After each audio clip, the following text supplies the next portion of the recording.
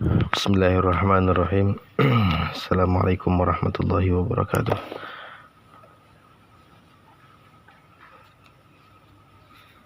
Kita lanjutkan pembacaan kitab Al-Yaqutun Nafis,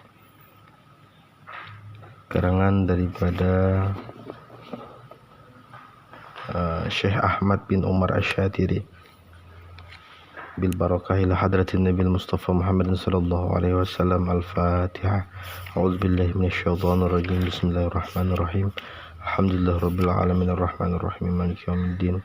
Iyyaka na'budu wa iyyaka nasta'in. Ihdinas siratal mustaqim. Siratal ladzina an'amta 'alaihim ghairil maghdubi 'alaihim waladdallin. Amin. Qala al-mu'allif rahimahullahu ta'ala wa nafa'ana bihi wa bi'ulumihi fid dharain amin.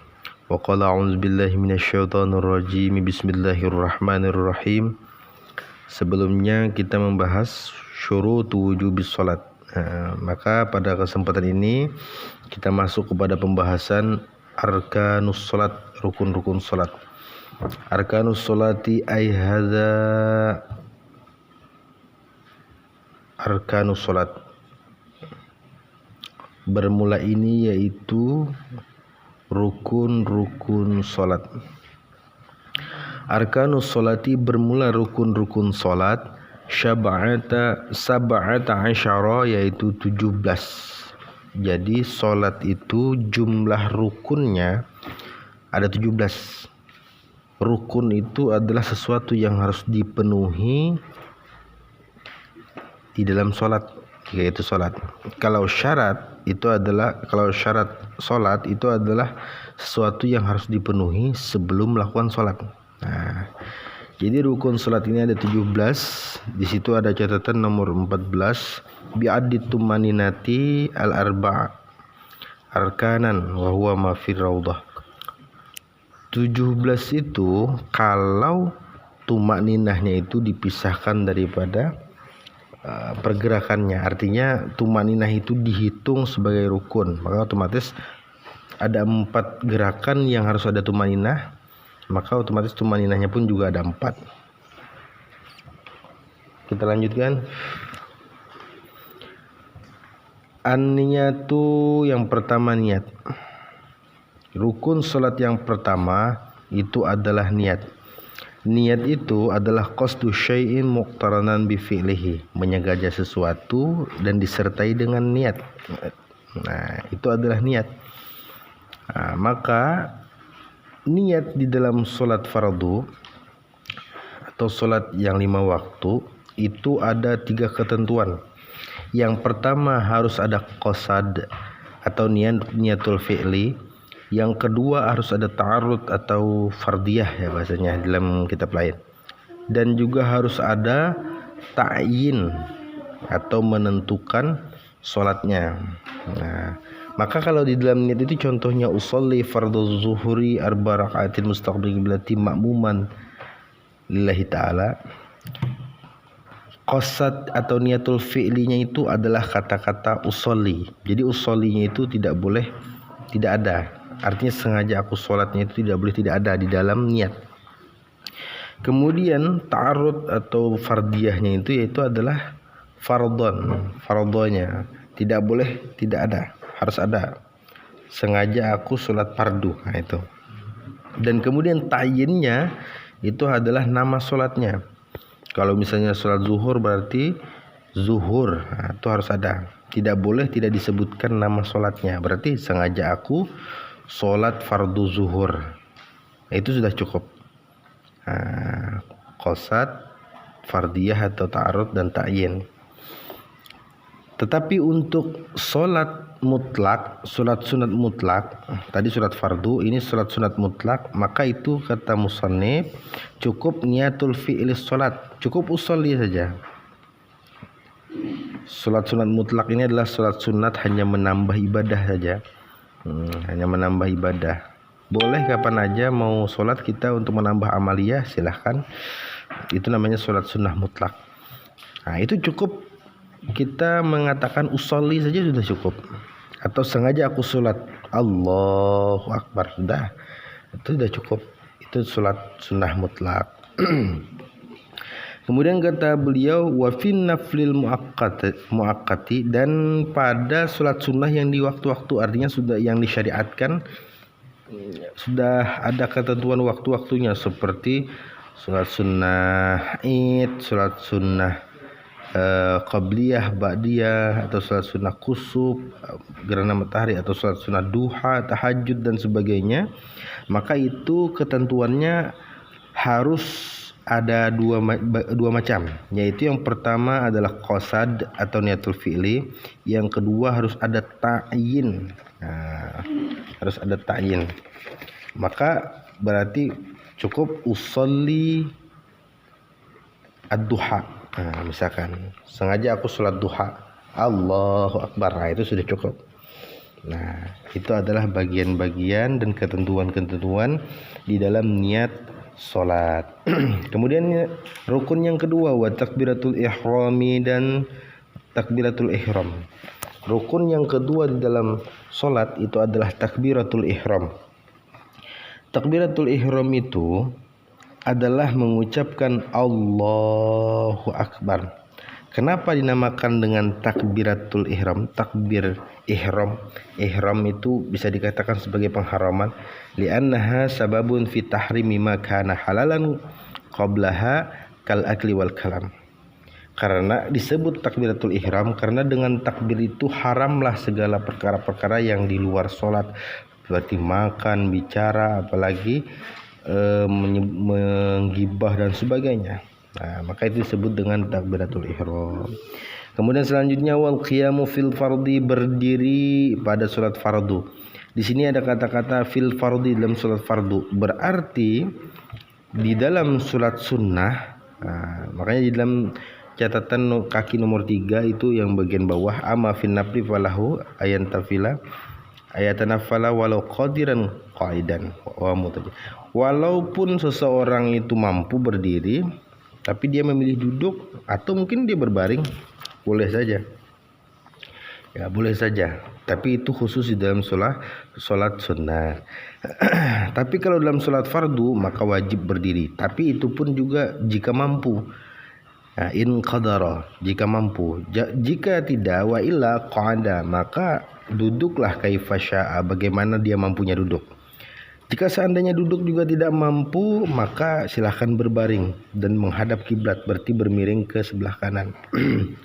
Kalau juga dia juga tidak mampu, maka berbaringlah dia lurus kepada kiblat, kakinya itu, dan angkatkan kepala sedikit, misalkan pakai bantal kah, agar ada arah ke arah kiblatnya itu.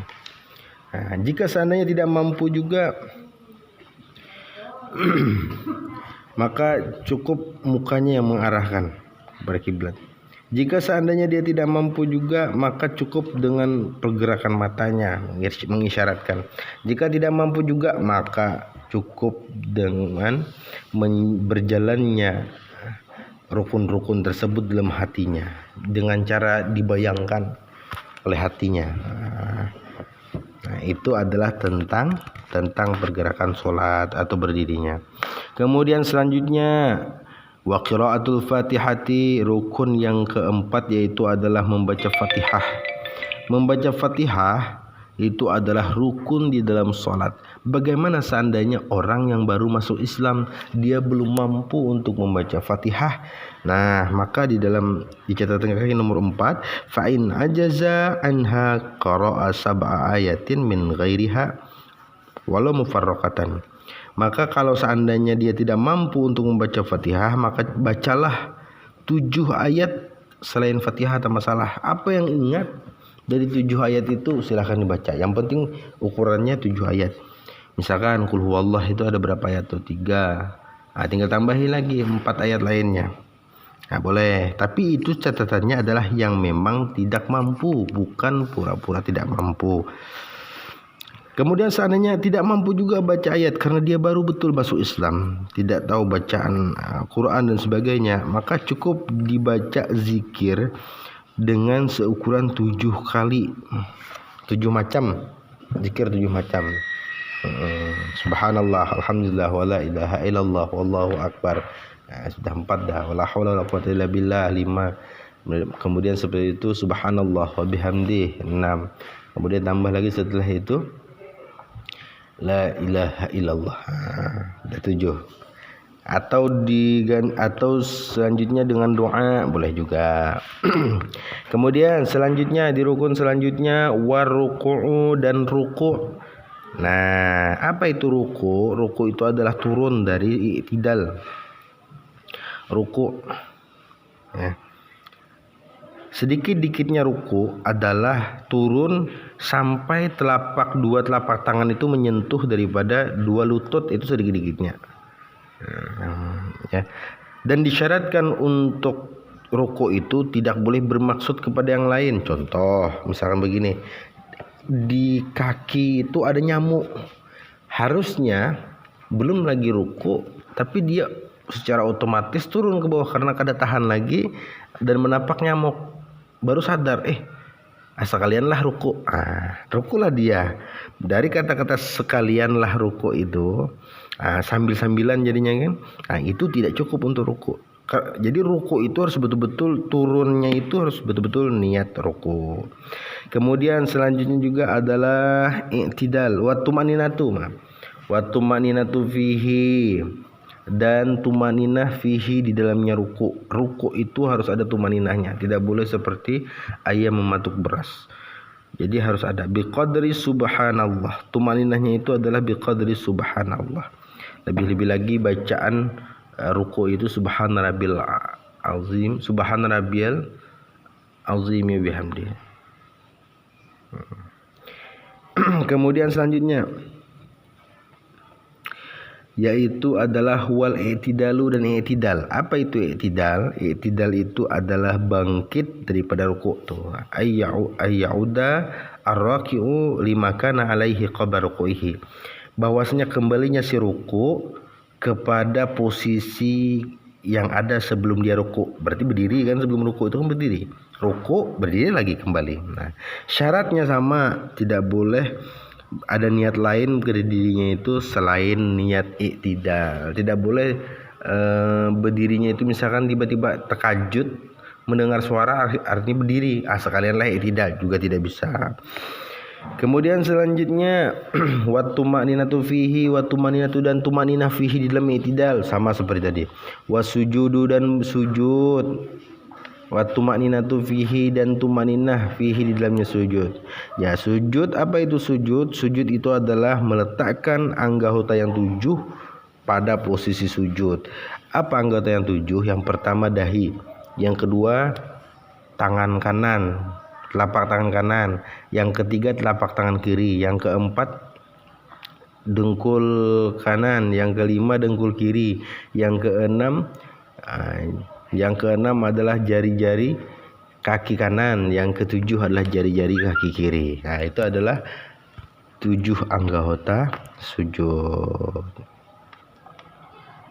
Kemudian selanjutnya nomor berapa lagi nih? 1, 2, 3, 4, 5, 6, 7, 8, 9, 10.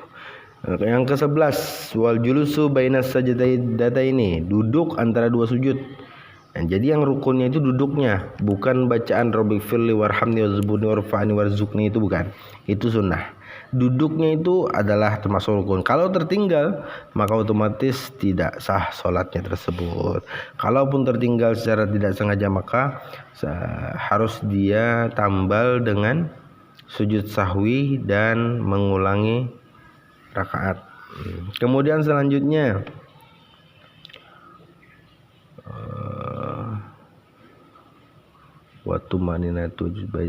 watumaninatu dan tumaninah fihi di dalamnya tidak, di dalamnya julus baina sajdatain.